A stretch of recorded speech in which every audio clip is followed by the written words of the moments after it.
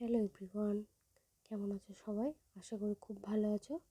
আরেকটা ছোট mini blog নিয়ে চলে আসলাম। আজকে বানাবো একটা 1 পাউন্ড চকলেট কেক।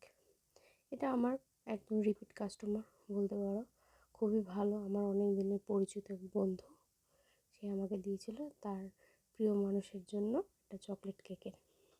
আমি প্রথমে কেকটাকে 3টে লেয়ারে ভাগ করে নিয়েছি। এরপরে আমি বেসে কিছুটা চকলেট ক্রিম দিয়ে প্রথমে লেয়ারটাকে আবার একটুখানি সুগার সিরাপ দিয়ে একটু সোক করে নেবো, দেন চকলেট সিরাপ, তারপর ক্রিম দিয়ে ওটাকে ভালো করে আমি কেকের সাথে লাগিয়ে নিলাম। এরপর একটা প্যালেট নাইফের সাহায্যে ভালো করে ক্রিমটাকে ওপরে কোট করে নিলাম। তারপর চকো চিপস দিলাম। আবার এরপরে দেবো আমি সেকেন্ড লেয়ারটা। তারপরে হালকা করে একটু সুগার সিরাপ দিয়ে নিলাম, যাতে টেস্টটা আরও খুব ভালো হয়, এবার খেতেও দারুণ লাগে। সেকেন্ড লেয়ারটাকেও ঠিক একই রকমভাবেই আগের মতো ক্রিম দিয়ে একটুখানি ভালো করে ওটাকে সেট করে নিচ্ছি। তারপর সেকেন্ড লেয়ারে একটু সুগার সিরাপ দিয়ে তার উপরে ক্রিম দিয়ে আবার চকলেট সিরাপ দিয়ে নেব। এবার অনেক দিন বাদে আবার সেই চলে আসলো ক্রিসমাস। তারপরে তোমরা যদি ক্রিসমাসের কেকও অর্ডার দিতে চাও, অ্যালকোহলিক, নন অ্যালকোহলিক, নলেন গুড় ও বিভিন্ন ধরনের ফ্লেভারের কেক রয়েছে। অর্ডার দিতে চাইলে স্ক্রিনে দেওয়া নম্বরে কল করে নিতে পারো। ফিরে আসলাম আবার কেকে। আমি এবার গল্প করতে করতে থার্ড লেয়ারও কমপ্লিট করে ফেললাম। থার্ড লেয়ারটাকেও প্রথমবারের মতো আবার একটু সুগার সিরাপ দিয়ে আবার একটু চকলেট গানাশ দিয়ে নেব। তার উপরে দেবো আবার একটা ক্রিম দিয়ে প্যালেট নাইফের সাহায্যে ওপরটাকেও ভালো করে স্মুথ করে নিচ্ছি। এবার যেটুকু আমাদের গানাশ একটু বেঁচে ছিল ওইটুকু গানাশ দিয়ে ওপরটাকেও একই রকমভাবে সেট করে নিলাম। এরপরে প্যালেট নাইফের সাহায্যে সাইডে যেটুকু ক্রিম ছিল সেটাকেও আমি বার করে নিলাম। এবার এটা হচ্ছে ফাইনাল লেয়ার, ফোর্থ লেয়ার দিয়ে আমি কেকটাকে ক্রাম কোট করে নিচ্ছি। ওপরে একটুখানি হালকা করে গানাশ দিয়ে নিলাম, যেহেতু ওপরের লেয়ার একটুখানি রাখার চেষ্টা করলাম, সফটনেস রাখার, একটু মুখে যাতে হালকা একটু চকলেট ভাবটা পড়ে ওর জন্য। তারপর আবার প্যালেট নাইফের সাহায্যে ক্রিম দিয়ে ভালো করে করলাম। এরপরে একটা স্ক্র্যাপারের সাহায্যে কেকের গাটাকে ক্রিমটা দিয়ে ভালো করে স্মুথ করে নিচ্ছি, যাতে যেটুকু ক্রিম থাকে এক্সট্রা সেটুকু যেন বেরিয়ে আসে।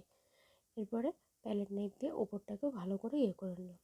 সাইডে যেটুকু আমাদের বেসে ক্রিম লেগেছিলো একটা শুকনো কাপড়ের সাহায্যে এটাকে মুছে নেব।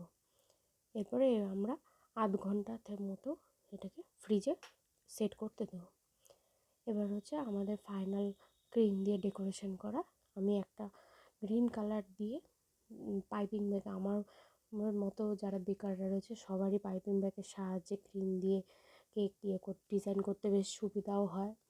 আমিও তেমনি পাইপিং ব্যাগে কিছুটা গ্রিন কালারের ক্রিম দিয়ে পাইপিং ব্যাগের সাহায্যে কেকটাকে ফিনিশ করছি। এবার প্যালেট নাইফের সাহায্যে উপরেরটাকে যেটুকু ফিনিশ করলাম, এরপরে একটা স্ক্র্যাপারের সাহায্যে সাইডটাকেও করে সুন্দর করে গাটা যাতে মসৃণ হয় সেরকম করে নেওয়ার চেষ্টা করছি। এরপরে যেটুকু আমাদের ফাঁকা জায়গা রয়েছে সেটাও আমি প্যালেট নাইফ দিয়ে কমপ্লিট করব এবং স্ক্র্যাপার দিয়ে সেটুকুও আমি সুন্দর করে সেট করে নেব। যেটুকু ওপরে এক্সট্রা ক্রিম বেঁচে ছিল সেটাও আমি আস্তে আস্তে প্যালেট নাইফ দিয়ে তুলে দেওয়ারও চেষ্টা করছি। কাজটা তাতেই সেট করার চেষ্টা করছি, যেন কাস্টমার ওয়েট করবে, পরের দিন আবার কেক রেডি করারও ব্যাপার ছিল, যত তাড়াতাড়ি সম্ভব আর তাড়াতাড়ি সেট করার চেষ্টা করছি। যেটুকু আমাদের ক্রিম আছে ওপরটাকেও ভালো করে স্মুথ করে নিলাম।